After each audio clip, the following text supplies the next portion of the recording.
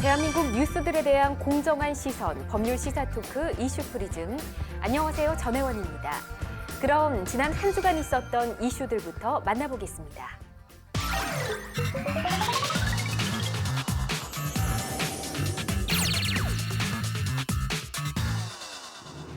최근 청와대 민정수석실과 정무수석실에서 발견된 지난 정부의 관련 문건이 국정농단 수사에 어떤 영향을 미칠지 관심을 모으고 있습니다. 많은 언론 보도를 통해 알려진 지난 박근혜 정부의 캐비닛 문건.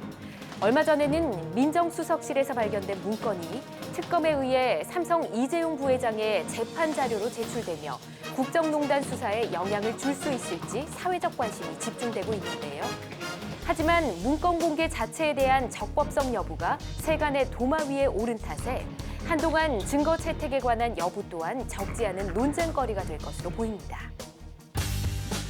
문재인 정부의 국정과제 추진을 뒷받침하기 위한 증세 방안의 첫걸음으로 초대기업과 초고소득자들을 대상으로 하는 이른바 부자 증세가 논의되고 있습니다. 최근 청와대에서 열린 국가재정전략회의에서 오는 8월 2일 발표 예정인 세법 개정안에 사업연도 소득 2천억 원을 초과하는 기업에 대해서는 25%의 법인세율을 적용하고 연 5억 원을 넘는 소득자에게는 현행 40%로 돼 있는 소득세율을 42%로 적용하는 방안 등을 논의했는데요. 하지만 여야 간의 의견 차이는 물론 초대기업과 고소득자들의 반발이 적지 않아 해당 개정안이 실행되기까지 난항이 예상되고 있습니다. 성폭력 범죄자에 대한 성충동 약물 치료, 즉 화학적 거세에 대한 논란이 또 한 번 불거지고 있습니다. 얼마 전 이낙연 국무총리 주재로 열린 국무회의에서는 성충동 약물 치료, 이른바 화학적 거세의 대상을 확대하는 내용을 포함한 성폭력 범죄자의 성충동 약물 치료에 관한 법률 개정안이 통과됐는데요.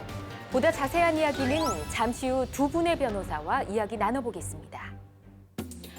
고용노동부가 최근 서울지방고용노동청에서 공공부문 정규직 전환을 지원할 중앙 컨설팅팀 발족식을 열었습니다. 이번에 발족한 중앙 컨설팅팀은 전국 8개 권역별 컨설팅팀과 함께 임금체계, 정년, 채용 방법 등 정규직 전환에 관한 전문적인 컨설팅을 제공함과 동시에 정규직 전환을 둘러싸고 발생할 수 있는 혼란이나 이해관계자 간의 갈등을 조정, 중재하는 역할도 맡게 되는데요. 공공부문 정규직 전환을 두고 사회의 안팎으로 많은 염려와 목소리가 있는 만큼 이번에 발족한 컨설팅팀이 안정적인 고용 환경의 길잡이가 될 수 있길 기대해봅니다. 배출가스 조작 의혹으로 유럽에서 디젤 차량 300만 대를 자발적으로 리콜한 후 수사를 받는 벤츠가 우리나라에서도 리콜을 실시할 예정입니다. 벤츠코리아는 한국에서도 배출가스 저감을 위한 리콜을 진행할 것이라고 밝혔는데요. 이에 리콜 대상 차종은 구형 C클래스와 E클래스, S클래스 등 모두 11만 대가 될 것으로 보입니다.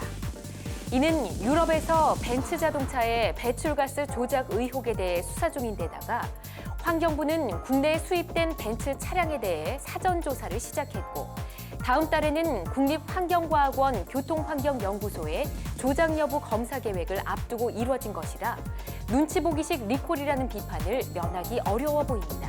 지금까지 주간 브리핑이었습니다.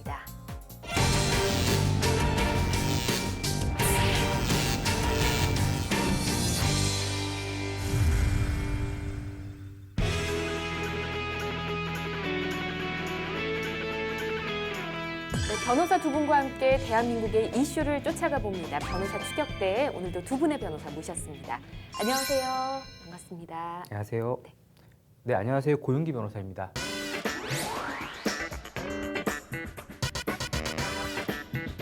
네, 안녕하세요. 장현정 변호사입니다.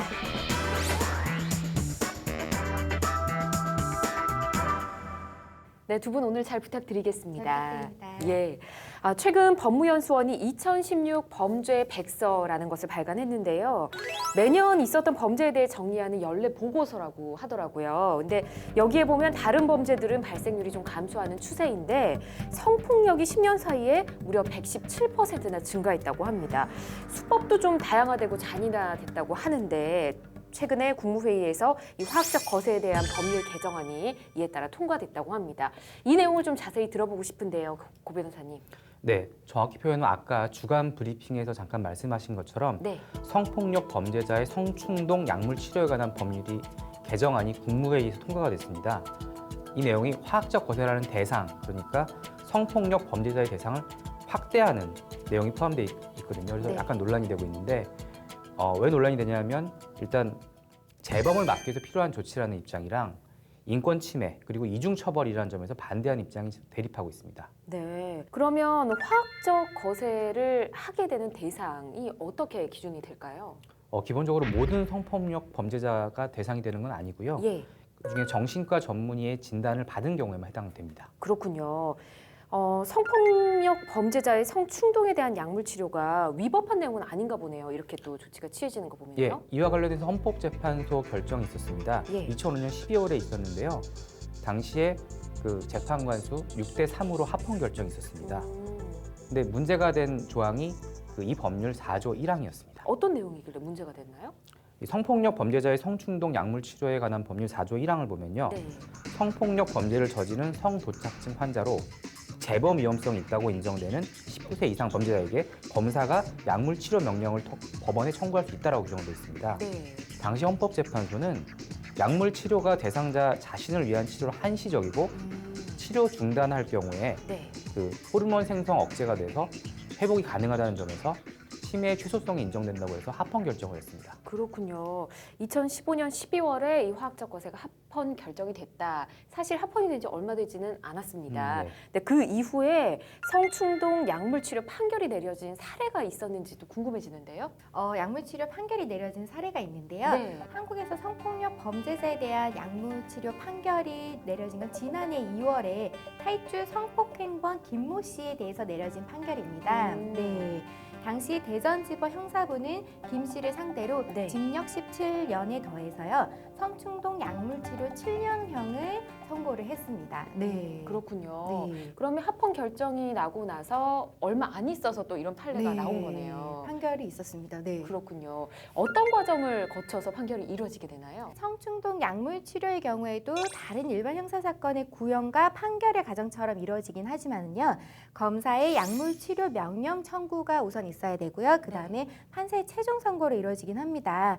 근데 검사가 어떤 법률 조항에 근거를 하냐면은 성폭력 범죄자의 성충동 약물 치료에 관한 법률 제4조 1항에 의거를 해서요. 네. 약물 치료 명령을 법원에 청구하면 성도착증 유무뿐만이 아니라 그 재범의 위험성에 대해서 살펴보고 정신건강 전문의의 진단과 감정을 받은 이후에 이제 명령 청구를 하도록 되어 있고요. 네. 법원도 사건 심리 결과 약물 치료 명령이 필요하다고 판단될 경우에 한해서 그 검사에게 치료 명령 청구를 요구할 수 있는 경우도 있습니다. 네. 그런데 지금 법원은 치료 명령 청구가 이유 있다고 판단되면은 15년의 범위 내에서 기간을 정해서 판결로 그 치료 명령을 선고하게 되어 있는데요. 최대 사실- 15년까지. 네, 최대 15년까지. 근데 사실 이게 조금 문제점이 제기가 되었던 건 뭐냐면요. 이런 판결을 선고한 시점이랑 네. 그다음에 약물 치료를 받는 시점 사이에 괴리가 있다는 점입니다. 그렇기 때문에 지금 이번에 헌법 소원이 대상이 된 해당 법률 4조 1항과 더불어서 헌법 불합치 결정이 난 부분이 있는데요. 네. 그래서 최근 개정안에 따르면 형 집행 종료 9개월 내지 6개월 전에 법원에 치료 명령 집행 면제 신청할 수 있는 기회를 부여하고 있습니다. 네, 그렇군요. 그러니까 뭔가 뭐 나이가 많이 들었다든지 약물 치료 굳이 필요 네. 없다든지 이런 경우가 생기기 때문에 네. 이런 걸 또 개정을 하게 된 거죠. 네, 그런 괴리를 해소하기 위해서 이런 개정안을 이제 마련했습니다. 네. 그렇군요. 자, 이런 것들 때문에 화학적 거세를 반대하는 사람들이 또 있다고 합니다. 그 부분이 바로 부작용이라고 하던데 이에 대한 의견은 어떤가요? 예, 성충동 약물 치료에 쓰이는 약들이 심혈관계 질환이나 유방 비대증이나 골다공증 같은 부작용을 일으키는 사례도 있다고 보고는 되어 있습니다. 네. 근데 기본적으로 생명을 위협할 정도는 아니라고 지금 보고가 되어 있고요. 네. 실제로 약물 치료를 해오고 있는 캐나다 교정 당국에 따르면 그 장기적으로는 만성 피로, 우울증, 두통, 간 기능 장애들이 좀 보고된 바는 있으나 네. 단기적으로는 효과가 매우 뛰어나다라고 설명을 하고 있고요. 예. 2006년에 대한비뇨기과 개원의 협의회가 그 소속 의사들을 상대로 한 설문조사에서도요. 예. 74명 중에 3명만이 부작용이 커서 이런 화학적 거세를 반대한다는 의견을 제시했습니다. 소수만이 반대를 한 거네요. 네, 그렇습니다. 그렇군요. 근데 어쨌든 국무회의에서 이 성폭력 범죄자 중에서 성충동 약물 치료 대상을 확대를 한다고 했습니다. 어디까지 확대가 되는 건지 기준이 네. 또 궁금해지네요. 이런 개정안에선 약물치료 대상 범죄에 아동 청소년 강간 등 살인치사죄와 상해치사죄, 그다음에 강도 강간 미수죄, 그리고 성폭력 처벌법상 카메라 등 이용 촬영죄가 추가됐기 때문에 네. 거의 전범위에 걸쳐서 이루어진다고 보시면 됩니다. 네. 그러면 뭐 한때 문제가 됐던 몰카를 했던 뭐 그런 사람들까지도 다 포함이 되는 거고 거의 전 부분이 포함이 되는 거나 마찬가지겠네요. 네, 많은 부분이 포함된다고 볼 수 있고요. 약물치료의 대상 범죄를 확대함으로써 예방에 기여할 수 있다는 평가가 있는데요. 그에 반해서 또 한편으로는 네. 신체의 자유 등 기본권을 너무 과도하게 침해할 소지가 있는 것은 아닌가 이런 문제점도 함께 제기가 되고 있습니다. 네. 성범죄자인데 이 기본권까지 많이 챙겨줘야 하나라는 생각이 개인적으로 들긴 하는데 자, 법조인의 입장에서 보시기에 이번 이 성폭력 범죄자에 대한 약물 치료자 대상 확대 어떻게 보시는지 좀 궁금한데요. 고 변호사님부터 의견 들어볼까요? 예, 저는 일단 법률 자체는 찬성하고요. 예. 그리고 다만 법 제목이 약물 치료에 관한 법률입니다. 그리고 내용도 그 치료 청구를 하고 그다음에 약물 치료 과정을 거치는 거거든요. 그래서 이제 가해자나 응보보다는 치료 목적으로 법이 좀 운용이 된다면 네. 그러니까 앞으로 개정 방향도 이제 치료하는 방향으로 좀 운용이 된다면 저는 긍정적으로 되게 보고 있습니다. 사실 형사 조치는 최후의 수단이 돼야 되고 그리고 정말 신중하게 검토가 돼야 되는데요. 사실 우리나라 이렇게 약물 치료의 경우에 문제가 될 수 있는 게 이런 범죄자의 동의 없이 약물을 투여할 수 있는 가능성이 있다는 것 자체가 문제가 되고 있는데요. 그렇지만 아까 사례에서 설명을 드렸듯이 우리나라가 지금 116% 정도로 급속도로 이렇게 범죄가 늘어나고 있다면 네. 이러한 일시적으로라도 약물 치료를 범위를 확대함으로 인해 가지고 재범률을 낮추는 것이 필요하지 않을까 저는 생각합니다. 네. 새롭게 도입된 법이니만큼 좀 잘 운용이 돼서 좀 긍정적인 효과를 우리나라에서도 냈으면 좋겠다는 생각을 해봅니다. 일단 결과를 기다려 보고요. 자, 이제 두 분의 변호사님이 가져온 이슈들을 하나씩 추격해 보도록 하겠습니다. 먼저 고윤기 변호사님이 가져온 이슈부터 보도록 할까요? 자, 어떤 이슈 가지고 오셨나요? 예, 제가 오늘 준비한 이야기는요. 뉴스에서 많이 보셨겠지만 2018년도 최저임금이 새로 결정이 됐습니다. 이에 관해서 오늘은 이야기 좀 해봤으면 좋겠습니다.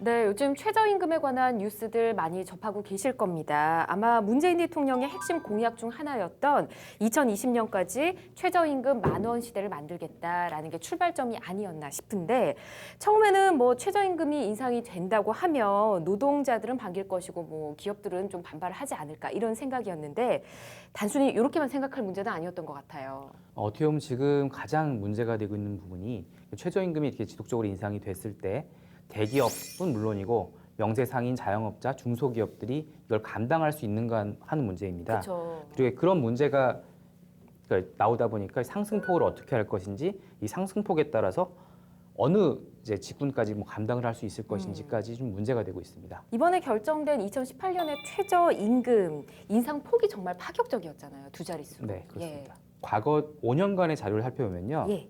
2013년에는 전해인 2012년보다 6.1% 상승한 4,860원이었고요. 네. 2014년에는 7.2% 오른 5,210원, 2015년에는 7.1% 오른 5,580원, 그리고 2016년에는 8.1% 오른 6,030원. 근데 2017년에는 7.3% 오른 6,470원이었습니다. 거의 뭐 7, 8% 사이에서 계속 올랐었네요. 네, 2018년에는 16.4%가 오른 7,530원이 됩니다. 인상률만 놓고 따지면 예. 그 최근 그 몇 년간보다 2배 이상 인상한 것이 된 겁니다. 그렇죠. 정말 파격적이라고 말씀드릴 수 있을 것 같은데 아니 그동안 한 7, 8% 선에서 머물다가 왜 이번에만 이렇게 16몇 %, 거의 2배 인상폭이 되었는가라고 얘기하시는 분들도 있더라고요. 이번 인상폭이 역대 최대는 아닙니다. 아, 파격적이긴 그런가요? 하지만 역대 최대는 아닙니다. 아, 그래요? 예, 우리나라 최저임금이 시작된 게 1988년인데요. 예. 그 다음 해인 89년에는 29.7%라고 어마어마하게 인상을 했고요. 오. 91년도와 2000년도에 각각 18.8%와 16.6%의 인상률을 기록한 적이 있습니다. 네. 근데 이쯤에서 궁금한 것이 이 최저임금이 노동자들의 최소한의 대가를 보장하기 위한 것인데 이 최저임금이 법적으로 근거가 있는 것인지 내용이 궁금해집니다. 그리고 또 우리나라에만 시행이 되고 있는 건지 해외에서도 이 최저임금 시행을 하고 있는 건지 장 변호사님 어떤가요? 우리나라 1987년 개헌 당시에 헌법 32조 1항에서 이제 규정을 했는데요. 네. 그 규정을 잠깐 살펴보면은 국가는 사회적, 경제적 방법으로 근로자의 고용 증진과 적정 임금의 보장에 노력하여야 하며 법률이 정하는 바에 의하여 최저임금제를 시행하여야 한다 하고 명시되어 있기 때문에 네. 최저임금제는 헌법적으로 보장하는 가치라고 말씀드릴 수 있습니다. 그리고 아까 말씀하셨듯이 해외 사례도 잠깐 살펴보면요. 네. 해외에서도 역시 최저임금제가 시행이 되고 있는 곳이 있는데요. 최저임금제는 1894년 뉴질랜드에서 처음 시행이 되었고요. 굉장히 그리고- 오래됐네요. 네. 그리고 1896년 호주의 빅토리아주에서 창설이 됐다고 합니다. 네. 그리고 그 이후로는 서방 중심으로 해서 여러 나라로 퍼져나갔고요. 우리나라는 약 100년 뒤인 그러니까 1987년 개헌을 통해서 네. 1988년부터 처음 시행이 된 것입니다. 네. 우리나라가 좀 많이 늦긴 늦었네요. 네, 100년 그렇습니다. 이상 차이가 나는 거니까. 네. 자, 최저임금을 정하는 절차는 또 어떻게 될까 궁금해집니다. 네. 우리나라에서 최저임금을 결정하는 방식은 예. 임금 심의의 방식을 취하고 있는데요. 네. 임금 심의의 방식은 노동계를 대표하는 근로자위원 9분, 그 다음에 재계를 대표하는 사용자위원 9분뿐만 아니라 네. 정부를 대표하는 공익위원 각 9명으로 구성되어 있습니다. 그러니까 총 27명으로 구성되어 있는 거죠. 네. 이런 위원회를 통해서 최저임금을 결정하고 있는데요. 네. 이를 통해서 결정된 최저임금은 8월 5일까지 노동부 장관이 고시를 하여야 합니다. 그렇군요. 그러니까 8월 5일에 고시를 하는 거니까 매년 이 협의를 거쳐서 발표를 하게 되는 거죠. 네, 현재는 그렇습니다. 현재는 지금까지는 계속 뭐 7, 8% 계속 인상이 됐었는데 뭐 이번 정부에서는 계속 인상이 될 것 같다는 생각이 듭니다. 네. 근데 저는 이번에 인상폭이 너무나 컸었기 때문에 만약에 이런 회의를 거친다면 다음 해에는 조금 낮춰질 수도 있고 이런 건가요? 뭐 이제 심의에 따라서 달라질 겁니다. 근데 일단 뭐 올라가는 거는 당연한 건데 최저임금이 네. 올라가는 거는 당연한 건데 심의에서 어떻게 결정할지 그리고 다만 우리 지금 문재인 정부에서는 계속 오를 것 같죠. 많이 오를 것 같습니다. 근데 이렇게 협상하는 과정들을 쫙 지켜보다 보니까 만약에 그 당시 뭐 경제 상황이나 이런 협상 내용들을 봐서 임금 상승이 안 되거나 아니면 좀 떨어지거나 이럴 가능성도 있겠더라고요. 언젠가는. 예, 논리적으로는 이제 동결이나 뭐 내릴 수도 있긴 한데요. 네. 실제로는 어려울 겁니다. 일단 물가가 뭐 내린다는 건 사실 힘든 상황이고 물가가 예. 올라가는 부분들이 있고 그리고 경제 상황이 변화하는 부분도 있기 때문에 실제로 동결되거나 내리는 건 거의 불가능할 거라고 생각합니다. 그렇군요. 알겠습니다. 자, 이렇게 협의를 거쳐 결정되는 최저임금안이 큰 폭으로 오를 수 있었던 이유도 궁금해지는데 노동계와 재계의 일단 대립이 굉장히 첨예했을 것 같다는 생각이 들거든요. 예, 맞습니다. 매년 최저임금을 결정할 때 노동계와 재계가 첨예하게 대립합니다. 네. 올해도 당연히 마찬가지였는데요. 일단 올해는 일단 문재인 대통령 공약이 있었던 만큼 노동계에서는 오랜 수건인 최저임금 1만 원을 2020년까지. 네. 근데 올해도 그걸 제시했습니다. 올해도 올해도 만 원을 제시했죠, 2018년에 만 원을 올리자라고 제시했었고 예. 재계 측은 올해보다 2.4%가 오른 6,625원을 2018년도 최저임금으로 제시했습니다. 예. 그렇게 보면 어떻게 보면 3,000원 이상이 차이가 나는 거잖아요. 네. 근데 이 폭이 어떻게 해서 좁혀질 수가 있었을까 궁금해지는데요. 뭐 전문가들이 말씀하시기는 정부의 좀 뒷거래도 있었고 그 최저임금위원회와 공익위원이 적절하게 아주 역할이 절묘하게 먹혀 들어간 결과라고 지금 판단을 하고 있습니다. 정부의 뒷거래라고 하셨는데 뭔가 비밀스러운 일이 있었던 건가요? 아까 장 변호사님이 말씀하신 것처럼 최저임금은 노동계, 재계, 정부 측을 대표하는 위원들이 각각 9명씩 총 27명이 합의하는 방식으로 진행이 되는데 네. 매년 8월 5일까지 결정된 사안을 고시해야 됩니다. 근데 이걸 아주 이 시한을 적절하게 잘 이용한 겁니다. 어수봉 위원장이 회의 막바지에 양측의 인상안을 놓고 표결에 붙여서 표를 많이 획득한 한쪽의 인상안을 채택하겠다고 했거든요. 네. 이게 되게 노사 모두 되게 압박을 받는 상태가 된 겁니다. 특히 그 노동계는 3차 수정안까지 되게 30% 인상하는 안을 제시했었고 예. 재계는 매년 7, 8%가 인상됐었는데 그 반 정도밖에 되지 않는 인상률 제시했었거든요. 그래서 위원장께서 계속 이렇게 양쪽에서 무리한 안을 계속 고수하면 우리 모두 기권한다. 그리고 합의를 하지 않을 경우에 그럼 어떤 중재안이 나올지를 모르거든요. 네. 그리고 타결되지 않을 경우에 노동계, 재계 굉장한 부담을 갖게 됩니다. 그래서 이런 그 묘수가 네. 최저임금이 이렇게 결정되게 된 큰 원인이 아니었나 싶습니다. 공익위원이 투표를 하지 않게 되면 과반수 이상을 획득할 수가 없으니까 뭐 어느 쪽이든 뭐 이길 수 없는 뭐 이긴다고 표현하기 좀 웃기지만 그렇게 될 상황이 된다는 거죠. 굉장히 양쪽 다 노동계, 재계 그냥 굉장한 부담이 되는 거죠. 그 자체가 결정이 안 됐다는 것 자체가. 네, 알겠습니다.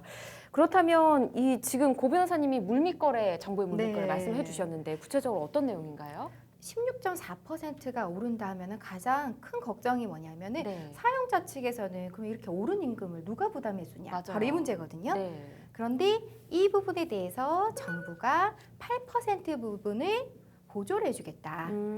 심의 최종 투표 전에 말을 했다고 합니다. 아, 네. 살짝 뭔가 그 사실을 네. 흘려준 거라는 뜻인 거죠? 네, 최저임금위원회 공익위원회에 의해서 네. 그러니까 정부가 인상분의 8% 정도는 현금으로 지원을 해주겠다. 그렇기 때문에 실제 경영계가 부담하는 거는 나머지 부담 부분 아니냐. 네. 그렇기 때문에 좀 더 써라. 16.4%지만 8%를 정부가 부담을 해주게 되면 결국 한 8% 정도만 네. 네, 고용주 입장에서는 부담하면 되는 거잖아요. 예. 그렇기 때문에 뭐 이렇게 경영계를 설득하니 경영계 쪽에서도 조금 더 인상을 하지 않았나 싶습니다. 네. 16.4% 인상을 해도 8% 정부가 지원을 해주니까 재계에서는 한 8.4% 네. 기존하고 비슷한 인상률을 부담을 지게 되니까 뭐 할만하다 이렇게 된 거네요. 네, 그런 것 같습니다. 그렇게 네. 약간 설득을 할 수 있게 뭔가를 던진 것 같다는 느낌이 네. 듭니다. 8% 정도를 현금으로 주겠다라고 했는데 이거 다 세금이잖아요. 법률적으로만 굳이 보자면 이게 아직은 이게 직접 지급을 현금으로 할 건지 아니면 세금에서 공제를 해줄지 이런 부분은 아직 결정이 안 된 것으로 보입니다. 그래요? 네. 그게 어떻게 방향에 결정될 거인지에 따라서 네. 좀 내용이 달라질 거는 같고요. 법적으로는 근거 규정만 사실은 잘 정비하면 문제는 없을 것 같은데 네. 다만 실제로 이제 매년 늘어나는 이 재원 감당을 어떻게 할 것인가 이게 음. 제일 문제라고 생각합니다. 사실 최저임금제는 소득 재분배 효과를 이제 나타내고 있는데요. 네. 그렇기 때문에 이렇게 일시적으로 좀 16.4%가 인상이 되었다 하더라도 법률적으로는 뭐 사회적으로도 잠깐의 반동은 있을지 모르겠지만 장기적으로 보면 큰 영향은 없을 걸로 보여집니다. 장기적으로요. 네. 그리고 또 기사에서 보니까 문재인 정부가 일단은 한 번만 8% 이제 보전을 해주겠다 이렇게 약속한 걸로 저는 봤었거든요. 네. 그렇게 되면 그 이후에 대책들이 또 필요할 것 같은데 그 이후에 좀 어떤 대책들이 나오는 게 좋을지. 뭐 저는 그렇게 생각하는데 내년 같은 경우는 일단은 좀 기존에 없던 큰 폭의 인상입니다. 뭐 예. 7% 8% 인상하다가 16% 넘어간 인상을 했기 때문에 당장 이제 내년부터 이제 돌아가는 인상한 거에 대해서 피드백이 바로바로 이제 시장에 올 거라고 생각을 하고 그 피드백에 따라서 새로운 정책을 좀 구성하고 아니면 조금 속도 조절을 해야 되는 게 아닌가 싶습니다. 결과적으로 정부의 정책적 지원이 지속적으로는 있을 수는 없지 않습니까? 맞아요. 그렇기 때문에 우리 사회가 분담하는 방식에 있어서도 여러 가지 방식을 채택할 수 있는데요. 우선 초기에는 업체 부담을 완화시키는 것으로 방향을 잡아가지만 전국적으로는 사업체에서도 노동 생산성 향상 등으로 인해 가지고 해결될 수 있지 않을까 싶습니다. 하지만 좀 걱정되고 문제를 좀 짚어봐야 할 부분이 영세 사업자, 자영업자 분들이거든요. 이분들은 뭐 이렇게 임금을 주고 나면 하나도 남지 않는 경우도 오히려 마이너스인 경우도 생긴다고 하더라고요. 예, 같은 매출이 일어나더라도 당연히 인건비 부담이 올라가면 이익이 줄어들 수밖에 없죠. 예. 그러다 보니까 지금 실제로 외국계 투자은행에서 2018년 최저임금 인상으로 인한 그 편의점 수익률을 좀 계산해 본 게 있는데 네. 영업이익이 10% 정도 감소할 거라는 전망을 내놓은 게 있습니다. 편의점의 경우. 네. 그리고 지난 21일 날 국제금융센터 한국경제 해외 시각 그 자료에 따르면 네. 시티은행이 최근 보고서에서 매년 최저임금 인상이 편의점의 경우 영업이익이 한 8, 9% 정도 떨어지고 그러니까 대형마트 같은 경우에는 5, 6% 정도 감소할 것이라고 지금 전망을 내놨습니다. 그렇군요. 이런 보고서를 보면 이것 때문에 영세업자는 고용을 줄일 것이다. 이런 예측들도 많이 내고 있고요. 뭐 사장이 직접 모든 걸 다 해야 된다. 이런 말들도 농담처럼 하더라고요. 근데 정말 농담처럼 들리지는 않았었고요. 저도. 또 한편으로는 뭐 구급 공무원보다 아르바이트생 봉급이 더 높은 거 아니냐 이런 이야기도 있더라고요. 뭐 최근에 뭐 그런 보도가 좀 있었는데요. 네. 2018년도 최저임금 만들라면 구급 공무원들보다 아르바이트생이 높아지는 거 아니냐 급여가. 네. 근데 이거는 그렇지는 않습니다. 아 그렇진 않죠? 일단 그 비교 대상이 그 2018년 임금과 예. 공무원의 2017년 임금을 비교한 것이고요. 그리고 공무원 같은 경우는 그외 직급 보조비라든지 네. 여러 가지 수당들이 있습니다. 이거를 포함해서 비교를 해야 되는 부분이 있어서 이렇게 최저임금이 내년에 7,530원이 된다고 해서 네. 단순히 뭐 아르바이트생이 구급 공무원보다 많아지는 많다. 구조는 아닙니다. 아 그렇군요. 예. 많이 벌 수는 있을 것 같아요. 오랜 시간 일을 하면. 네, 오랜 시간 일을 하면 뭐 당연히 뭐 급여는 많아지겠지만 네. 그것도 뭐 사실 그 일하는 시간에 노동법 뭐 한계가 있고 음, 하기 때문에 그 올라가더라도 뭐 한계는 있을 겁니다. 네. 자 그렇다면 고용적인 측면은 어떻게 될까? 고용을 정말 줄이게 될까요? 어떨까요? 사실 지금 많이 우려하는 부분인데요. 예. 중소기업이나 영세사업자, 자영업자의 경우에는 아무래도 정부가 지원을 하는 방향으로 가지 않을까 싶습니다. 정부가 지원을. 네, 예. 그렇기 때문에 정부에서도 대책을 강구하는 중이라고 합니다. 아, 네. 그래요? 뭐 어떤 대책들이 좀 논의가 되고 있는지 알 수 있을까요? 최저임금이 이제 내년부터 저희가 이번에 인상된 부분이 시행이 되니까요. 네. 소상공인과 자영업자에게 불리한 영향이 없도록 하겠다고 문재인 정권에서는 얘기는 했는데요. 네. 사실 연말까지 계속 보완하고 점검해 나가겠다고 하고 있기 때문에 네. 좀 더 지켜봐야 할 것 같습니다. 우선 나온 부분은 최저임금 인상으로 부담이 커지는 영세 자영업자에 대해서는 카드 수수료 인하를 위한 법 개정을 하고 있고요. 예. 그리고 그 외에 다양한 정책은 어떻게 마련이 될지 사실은 네. 지켜볼 수밖에 없을 것 같습니다. 아, 카드 수수료 또 카드 업계에서도 또 반발할 것 같다는 생각이 들긴 하는데 연말까지 시간이 정말 없습니다. 빨리 이 대책이 마련이 돼야 할 것 같아요. 그럼 파격적으로 오른 2018년 최저임금에 대한 종합적인 여론을 좀 살펴봐야 할 것 같은데 어떻던가요, 구 변호사님? 최근 한국갤럽이 여론조사를 했는데요. 예. 그 최저임금이 적정하다는 의견이 55%, 높다는 의견이 23%, 낮다는 의견이 16%였습니다. 예. 전반적으로는 적정하다는 의견인 것이죠. 이렇게 2018년 최저임금 어쨌든 7,530원으로 네. 결정이 됐습니다.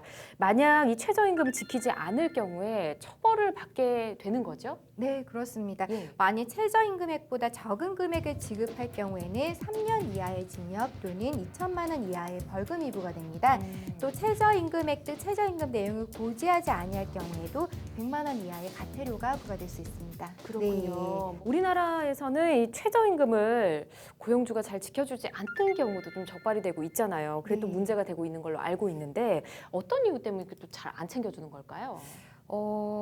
몇 가지 이유가 있을 수 있는데요. 한국은행 발표에 따르면 우리나라 최저임금 미달 근로자는 313만 명에 달한다고 합니다. 그렇게 많아요? 네. 전체 노동자 중에서 비중이 16.3%에 달하는 수치라고 하는데요. 네. 이에 대해서 저희 이남신 한국 비정규 노동센터 소장의 말을 좀 빌려서 답변을 드리자면요. 네. 대부분 위반 금액이 소액이기 때문에 형사 처벌이 매우 어렵고요. 그리고 적발돼도 미지급금만 내면 되기 때문에 최저임금 위반 사업장이 너무 횡행하는 것이 아닌가.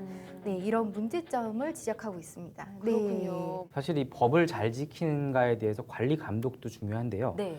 일단은 이 관리 인원이 턱없이 부족합니다. 아, 현재 지금 그 근로감독관 수가 5월 말 기준으로 2,290명인데 예. 이게 2013년도보다 단지 53명이 증가한 겁니다. 그래서 이분들이 담당하는 숫자가 회사의 수가 1인당 1,444개 꼴입니다. 아, 그렇다 보니까 최저임금을 진짜 관리 단속을 나가서 네. 위반했는지를 적발하기는 매우 어렵게 되는 것이죠.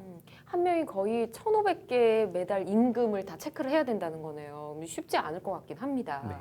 뭔가 인력이 보충되지 않을까 하는 생각이 들기도 한데 자 내년부터 시행될 최저임금제보다 실효적으로 잘 지켜나가기 위해서 또 법제도가 잘 있어야 될 것 같다는 생각이 들거든요. 어떤 부분이 마련이 잘 돼야 될까요?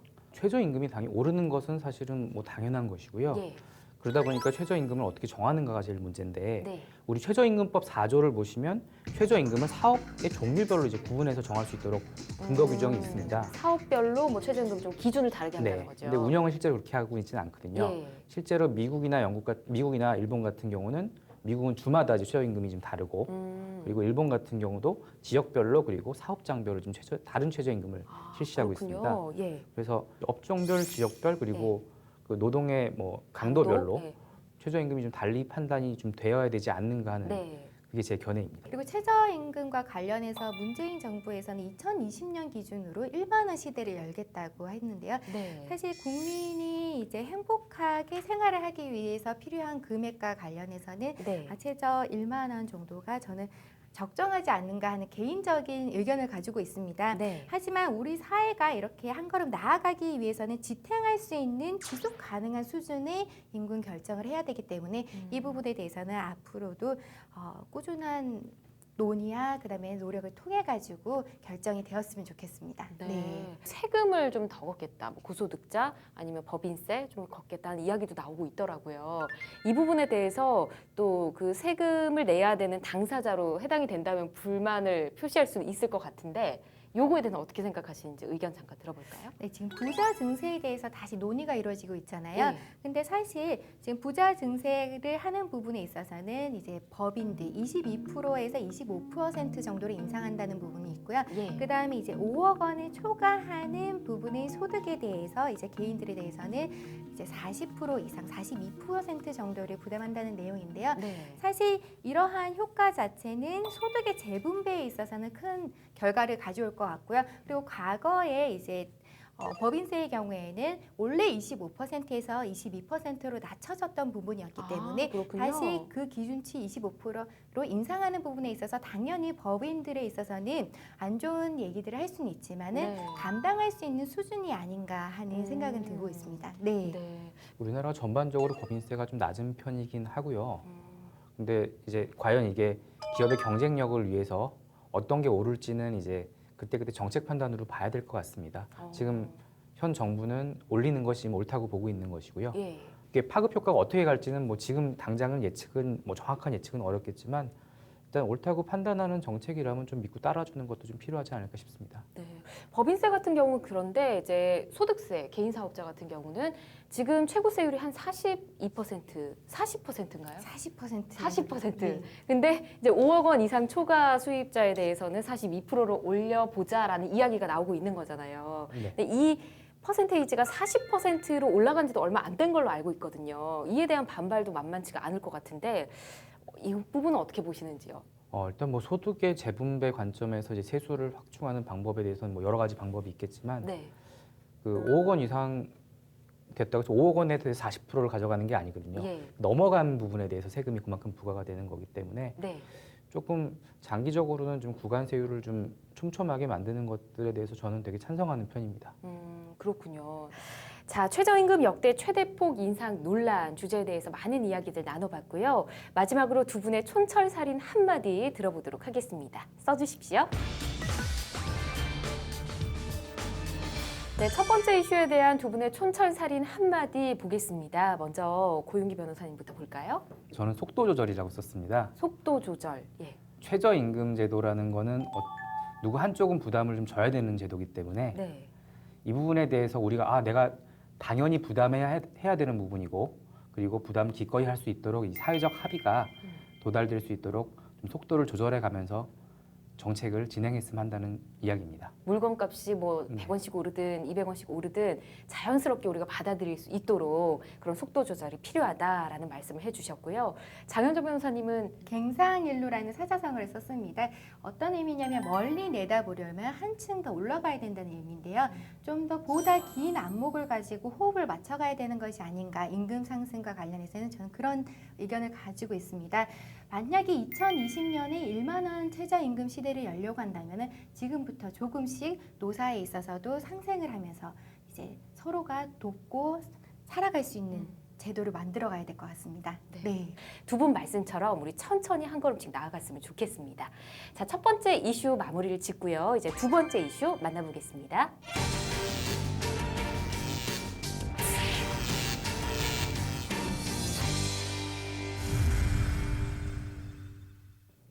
네, 변호사 추격대 이제 두 번째 이슈 만나보겠습니다. 두 번째는 장현정 변호사님 준비하셨죠? 네, 제가 준비한 주제는 바로 이것입니다. 최근 한 영상이 공개되면서 많이 논란이 되었죠. 데이트 폭력 사태에 대해서 한번 얘기를 해보고자 합니다.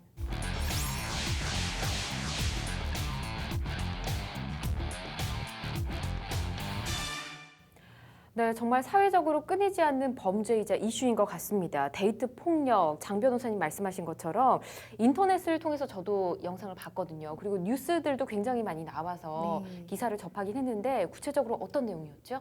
네, 신사동 데이트 폭력 사건이라고 현재 기사와 SNS에서 많이 논란이 되고 있는데요. 네. 사건의 시작은 여자친구인 A씨가 가해자인 남자친구에게 이별을 통보했는데 그 이후로 가해자가 여자친구를 무차별적으로 폭행하고 심지어 트럭을 몰아서 A씨에게 돌진을 하는 그러니까요. 사건이 발생을 하면서 이로 인해 당사자는 물론 시민들까지 충격에 빠졌습니다. 그걸 보고 있던 목격자들도 굉장히 많았었잖아요. 네. 또 이외에 최근에 세간에 오르내린 데이트 폭력이 또 하나 있었습니다. 힙합 서바이벌 프로그램에 출연했던 출연자가 연루가 돼 있었더라고요. 이거 네. 어떤 내용일까요? 쇼미더머니 3에 네. 출연했던 래퍼 아이언이란 본명 정원철이라는 사람이 성관계 도중 자신의 요구를 들어주지 않는다고 여자친구의 얼굴을 주먹으로 내리쳐서 입건이 된 사례가 있었습니다. 최근에 판결이 선고됐습니다. 그렇군요. 아니 여자친구 얼굴을 주먹으로 이렇게 때렸단 말이에요. 네, 정말 너무 심각하다는 생각이 드는데 판결이 어떻게 나왔나요? 예, 서울중앙지법에서 선고가 됐는데요. 예, 징역 8개월의 집행유예 2년 및 사회봉사 80시간을 선고했습니다. 그렇군요. 이외에도 데이트 폭력 사건을 우리가 심심치 않게 볼 수 있는 것 같습니다. 데이트 폭력이 실제 발생 빈도는 어느 정도가 되나요? 경찰청 자료에 의하면은 데이트 폭력 신고자가 과거 5년 동안 3만 명이 넘습니다. 많네요. 구체적인 수치를 보면은 검거된 인원도 2012년에는 7,584명, 그리고 2013년에는 7,237명, 네. 2014년 6,675명, 2015년 7,692명 정도로 절대 적지 않은 수치이고요. 예. 그리고 지난해의 경우에는 8,367명이 형사 입건이 됐습니다. 더 많아졌어요. 더 많아졌습니다. 네. 그리고 이거보다 더 문제는 네. 이런 범죄 수위 자체가 너무 심각한 수준에 이르고 있다는 건데요. 지난 5년간 데이트 폭력으로 사망한 사람이 무려 467명이고요. 네. 이렇게 수치적으로 보면 한 달에 7.7명의 여성이 데이트 폭력으로 목숨을 잃고 있습니다. 아니 사망하는 경우도 이렇게나 많았는지 몰랐네요. 네, 정말 많습니다. 예. 네. 근데 이 말씀해주신 통계가 거의 이제 여성이 이제 피해를 많이 당하는 경우가 거의 100%인 건가요? 네, 여성의 기준으로 수치가 나온 것입니다. 아, 네. 그렇군요. 좀 심각한 것 같습니다. 네. 갈수록 수위도 높아진다고 하고. 근데 이렇게 데이트 폭력 사건이 발생하는 이유가 과연 뭘까 궁금하거든요. 사실 데이트 폭력이 법률적인 용어는 아니기 때문에 여러 가지 상황이 존재할 수는 있습니다. 실제로 연인 사이에 만남을 하는 과정 중에서 이런 성폭력이 일어나는 사태들도 있고요. 예. 그리고 아니면은 만나는 중에 일방이 결별을 선고했을 때 그 결별을 받아들이지 못하는 과정 중에서 발생하는 맞아요. 네, 폭력, 폭행, 이번 사건 같은 경우가 있을 수도 있습니다. 네. 그렇기 때문에 지금 데이트 폭력이 왜 일어나는가를 한마디로 정의하는 것은 쉽지가 않습니다. 네. 아니 데이트라는 단어 자체는 굉장히 달달한 네. 달콤한 느낌을 주는 용어인데 이 데이트 중에 폭력을 또 쓴다고 하니까 좀 너무 안타깝기도 하고요. 이렇게 해서 어떻게 연애하겠습니까? 그렇죠. 네. 최근에 수위도 또 높아졌다고 하고 최근에 수치가 더 높아진 것 같습니다. 그 네. 이유는 또 있을까요? 사실 전문가들은 두 가지 이유를 보고 있는데요. 첫 번째 이유는 과거에도 이런 일들이 많이 있었다. 하지만 이게 무리에 떠오르지 않았기 때문에 많이 알려지지 않았다고 보고 쉬쉬해서. 있는데 예. 다들 왜냐면은 서로 성인 간에 데이트를 하다가 일어나는 이런 데이트 폭력을 다 문제화시키기는 어렵지 않습니까? 그렇기 네. 때문에 과거에는 많이들 시시하고 넘어가면서 몰랐다고 하는 의견이 하나 있고요. 네. 그리고 두 번째 의견은 가부장적인 생각을 하는 남성들이 여전히 존재하는 반면에 여성들의 입장에서는 과거에 비해서 본인의 의사를 많이들 표현을 하시잖아요. 그쵸. 그 과정에서 발생하는 갈등들이 이렇게 데이트 폭력으로 발현되는 것이 아닌가 두 번째 의견이 있습니다. 그렇군요. 시대가 많이 바뀌긴 했기 때문에 네. 뭐 여성들이 바뀌는 만큼 남성들의 인식도 좀 바뀌어야 되는 건데 네. 그런 부분이 좀 안 맞는 부분이 있었던 것 같기도 하네요. 네. 자, 근데 얼마 전 한 여론 조사를 봤는데 봤는데 성인 남성의 80%가 데이트 폭력 경험이 있다라고 응답을 했더라고요. 그 통계 사실 저도 봤는데요. 네. 어떤 통계냐면은 한국형사정책연구원이 발표한 성인의 데이트 폭력 가해 연구라는 자료였습니다. 근데 이 기관에 따르면은 19세 이상 64세 미만 남성 2,000명을 기준으로 조사를 했는데 네. 이 중에서 79.7%인 1,593명이 연인의 행동을 통제를 하거나 네. 폭력, 성추행 등을 최소 한 번이라도 한 적이 있다라는 답변을 한 것으로 조사가 됐습니다. 본인이 그렇게 제재를 했다라는 네. 거죠. 예. 누구와 함께 있는지 항상 확인하거나 치마가 짧다면 옷차림을 제한하고 특정 모임에 못 나가도록 하는 이런 통제 행동을 한 경험을 한 사람들이 71.7%로 좀 가장 높았고요. 그 외에도 성추행이 37.9%에 해당을 했고요. 예. 그리고 폭언이나 공포 분위기를 조성하는 심리적 정서적 폭력이 36.6%, 네. 그리고 신체적 폭력 22.4%, 심지어 성폭력이 17.5%로 적지 않은 수치가 나와서 좀 충격적인 자료로 보여지고 있습니다. 네. 이 통계 내용을 보다 보니까 어떻게 보면 이 지금 말씀하신 것처럼 행동 통제에 대한 응답 문항도 있었기 때문에 수치가 좀 높다라고 말씀해 주셨는데 네. 이렇게 뭐 특정 모임에 나가지 못하게 하는 이런 거는 연인 사이에 가끔은 있지는 않나 싶기도 하거든요. 저도 경험해 본 적 있는 것 같고 변호사님도 네. 경험이 있으시죠? 네. 이럴 경우면 남녀를 반대로 놓고도 발생할 수 있는 가능할 거죠. 것 같다는 네. 생각이 들거든요. 이제 남성이시니까 한번 어떻게 생각하시는지 궁금해서. 저도 이 통계를 봤는데요. 예. 이런 부분까지 모두 이걸 데이트 폭력에 넣어야 되는가는 저는 좀 의문입니다. 다른 문항들에 대한 타당성은 제가 뭐 인정을 하지만 사실은 뭐 연인 관계에서 사실 저런 모임은 좀 안 나갔으면 좋겠다고 하는 의견을 피력할 수도 있고 예. 사실 뭐 옷차림에 대한 의견도 사실은 얘기할 수 있는 부분들은 있거든요. 예. 근데 그런 부분을 그 수위에 관계없이 그것도 뭐 수위가 있겠죠. 못 나가게 강제를 했다든지 뭐 이런 부분 수위가 있을 텐데 그런 것들 이제 가리지 않고 이 한 통계에 담았다는 거는 조금 문제가 있는 것 같습니다. 그렇군요. 일단 뭐 요 행동에 대한 통제 요 질문은 그냥 약간 근접했기 때문에 질문을 넣은 것으로 보고 네. 그 외의 항목들을 보더라도 뭐 공포 분위기를 조성하는 심리 정서적 폭력 36.6% 굉장히 수치가 높습니다. 너무 안타깝다는 생각이 드는데 범죄 수위가 점점 높아지고 있다고 아까 장 변호사님 말씀해 주셨잖아요. 네. 왜 이렇게 또 수위가 높아지는 걸까요? 일단은 뭐 다른 범죄도 마찬가지긴 한데요. 연인이란 관계는 굉장히 특수한 관계입니다. 그러다 보니까 이제 애정이랑 관심이 어느 순간 그게 마이너스 나가는 에너지로 건가요? 바뀌어버리는 거죠. 반대 감정으로. 예. 그럴 수가 있고 그리고 최초 이제 폭력이나 이런 사건들이 생겼을 때 워낙 특수 관계이다 보니까 빨리 초동 대처를 못하고 신고를 못하고 하다 보니 이게 점점점 커지는 수위가 높아지는 그런 문제가 생긴 것으로 저는 생각하고 있습니다. 초동 대처를 잘 못한다라고 말씀해 주셨는데 데이트 폭력이 발생했을 때 왜 이렇게 빠르게 대처하지 못하게 되는 것일까? 특수 관계다 보니까 사실은 뭐 신상 정보 같은 것들을 잘 알고 있고 뭐 보복의 두려움도 있고 그리고 지난 원래 애정을 갖고 있었기 때문에 네네네. 그런 부분에 대해서 조금 그 남들한테 제3자한테 당했을 때보다 좀 완화되는 측면도 당연히 있겠고요.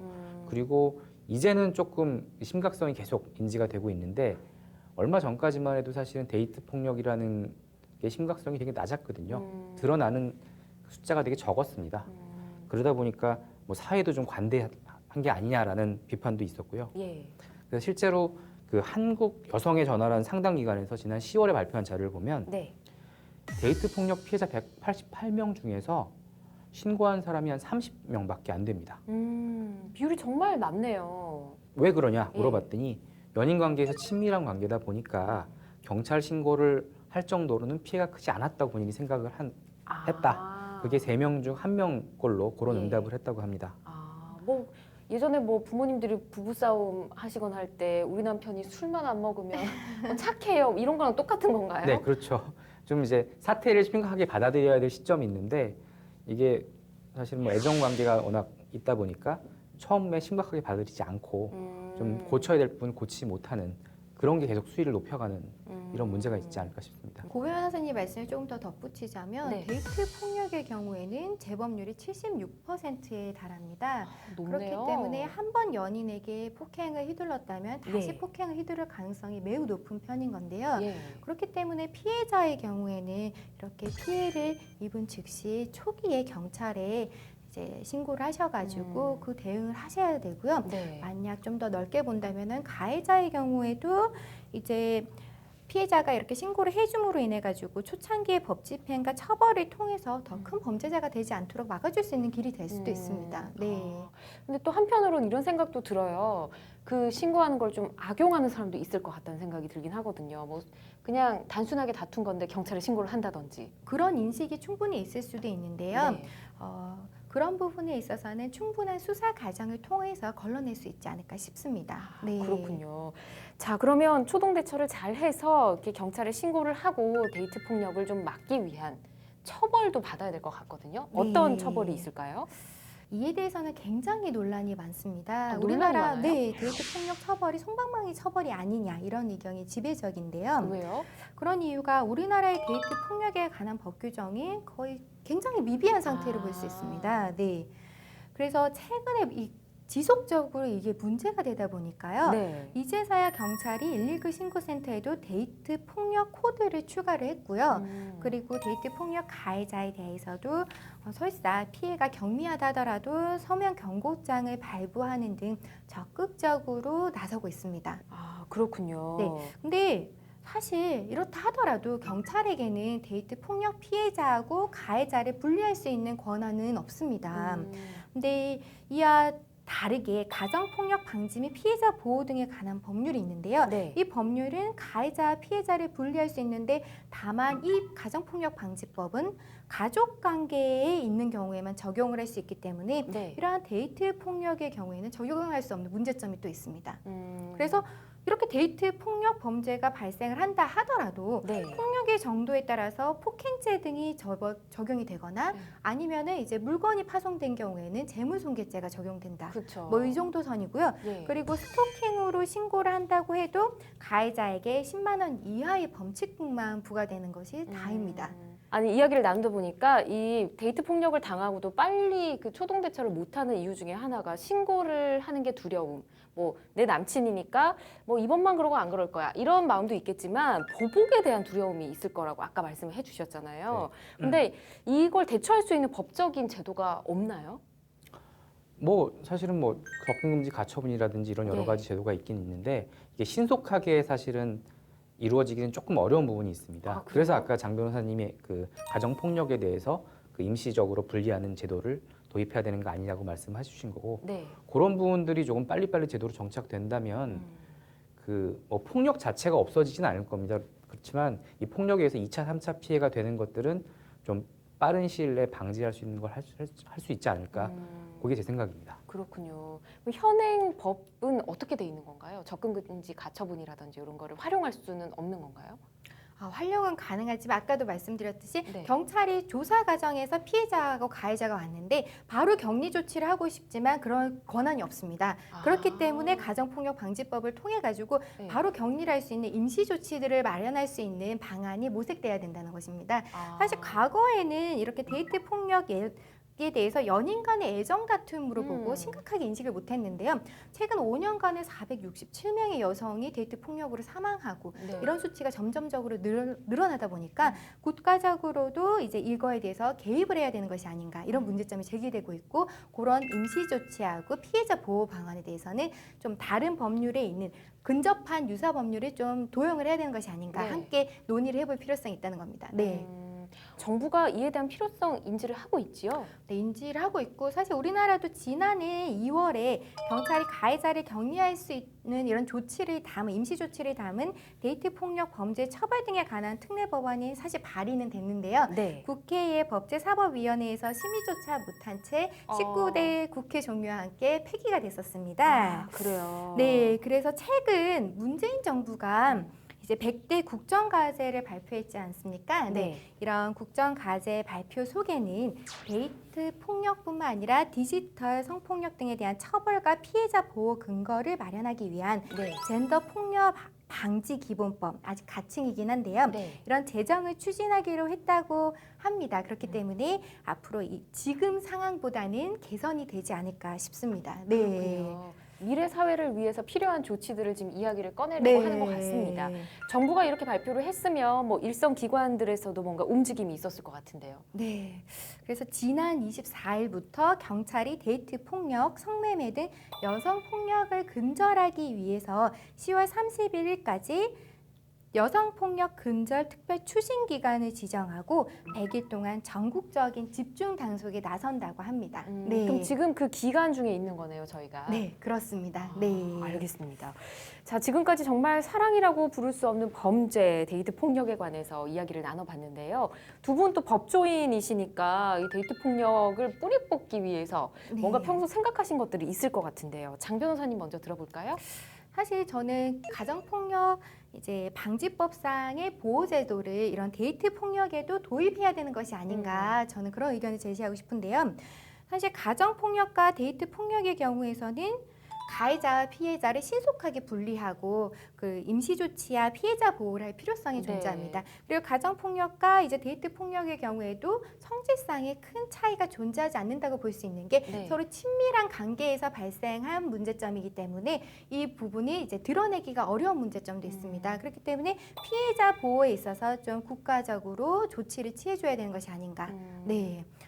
사실 이런 데이트 폭력을 어떤 개념으로 잡을지가 문제가 될 수 있는데요. 그렇지만 미국에 있어서는 이미 기존 선례 판례가 존재해서 데이트 폭력의 범위를 이제 상세하게 판례적으로 해석하고 있습니다. 우리나라의 경우에도 좀 더 연구를 통해 가지고 데이트 폭력의 개념을 좀 더 명확하게 해서 가정폭력 방지법상의 임시 조치를 받을 수 있는 범주 내에 넣을 수 있을 거라고 저는 생각하고 이런 방안도 함께 모색이 됐으면 좋겠습니다. 네. 다만 저는 이제 이걸 새로운 법률을 만들어서 할 필요는 없다고 생각을 합니다. 기존의 법률에서 조금만 고치면 더 빨리 적용을 할 수 있고 빠른 조치를 할 수가 있거든요. 예를 들어서 뭐 가정 폭력에 관한 규정을 적용하는 것 자체는 뭐 실제로 법조문에서 한두 줄만 고치면 될 부분이고 이걸 새로 연구해가지고 새로 법률을 만드는 것보다는 지금 가능한 빨리 이런 제도적인 장치들이 좀 정착될 수 있도록 기존의 법들을 빨리 정비하는 게 좀 우선이라고 좀 생각하고 있습니다. 그렇군요. 정말 말씀 들어보니까 지금 현 상태에서는 법적으로 뭔가 도움을 얻을 만한 제도가 잘 안 돼 있는 건 맞네요. 네, 쉽지 않습니다. 네, 그렇기 때문에 방치되고 있는 현실이기도 하고요. 네. 그렇군요. 너무 안타깝습니다. 이게 사건들이 점점 심각해지는 만큼 빨리 법적인 제도 마련이 돼야 될 것 같습니다. 자, 이 주제에 대해서 두 분의 마지막 촌철살인 한마디 이제 들어보도록 하겠습니다. 써주십시오. 네, 돈 없는 사랑, 대한민국 데이트 폭력의 실태에 대해서 두 분의 촌철살인 한마디 들어보겠습니다. 장 변호사님 어떤 말씀 쓰셨나요? 저는 데이트 폭력에 대해서 사회적 관심이 필요하다고 문구를 썼는데요. 사실 지금까지는 데이트 폭력이 연인 간의 문제라고 해서 방치됐습니다. 그런데 지금 점점 2차적 피해로 살인, 상해, 강간 등의 중범죄로 나아가고 있는데요.